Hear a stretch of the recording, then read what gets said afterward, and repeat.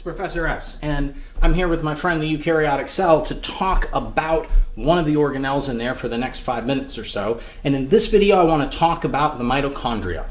Mitochondrion, singular, mitochondria, plural. I'm going to go ahead and label the mitochondria in this figure. These are oval or bean-shaped organelles. They're in a group of organelles called plastid organelles that includes chloroplasts. And let's just dive right in and zoom in on this sucker and take a closer look. So here is our mitochondrion up close. A defining feature of the plastids is that they have two membranes, two phospholipid bilayers. Right now we're seeing the exterior of the mitochondrion. So let's make that outer membrane at least partially transparent so we can see inside. So now you can see there are two membranes there, and they're called the outer membrane and the inner membrane. But notice that the inner membrane does not follow the curvature perfectly of the outer membrane. It has grooves and curves and folds in it. Those grooves and folds and curves are called the cristae.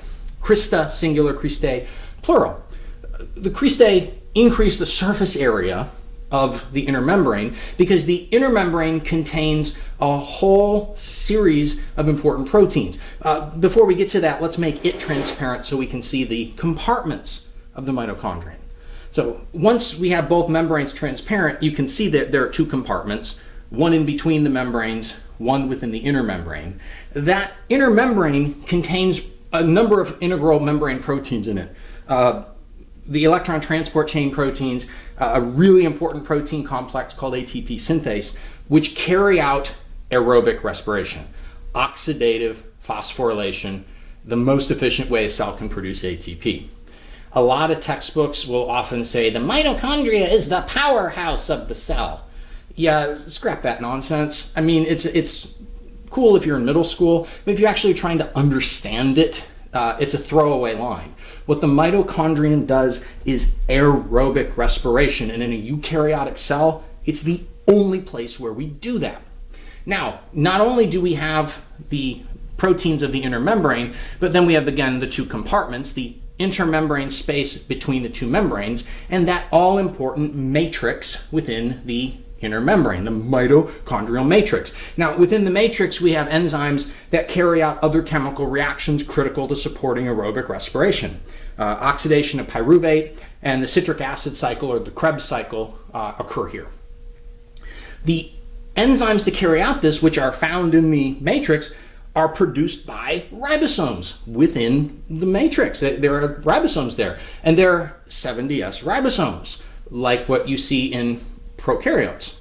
In addition, there is DNA in the matrix. We have these circular bits of DNA within the matrix. They contain genes for producing those critical enzymes and integral membrane proteins, and the ribosomes within the matrix carry out the synthesis of those proteins so that these critical organelles can produce huge amounts of ATP for the cells they're found in, which is the vast majority of eukaryotic cells. Quick side note, plants have mitochondria. I found that there's this weird incorrect dichotomy people established earlier in their education that plants have chloroplasts and animals have mitochondria. No, plants have chloroplasts. Pretty much everybody has mitochondria. One final note about our mitochondrion, and I'm labeling this only because you'll see it in other diagrams online. There are these granules in the mitochondrion. They're composed of protein, phospholipid, calcium. Every time I've read up on them, the basic deal seems to be we don't totally know what they're for yet. We have a number of hypotheses, but no real hard definitive answers, and they're often overlooked in the textbooks. So maybe don't kill yourself to know that, but it's worth seeing them there because you'll see them other places. And that's mitochondria.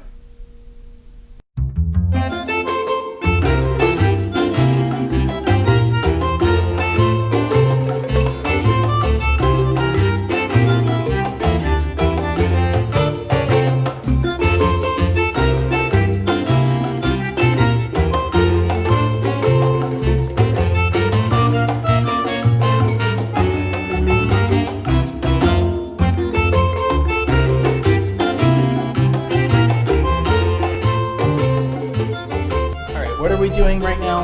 End credit rehearsal. End credit rehearsals. This is just like a straight take rehearsal. No, we're seeing how you react to distractions. How I react to distraction. What? What's Squish doing here?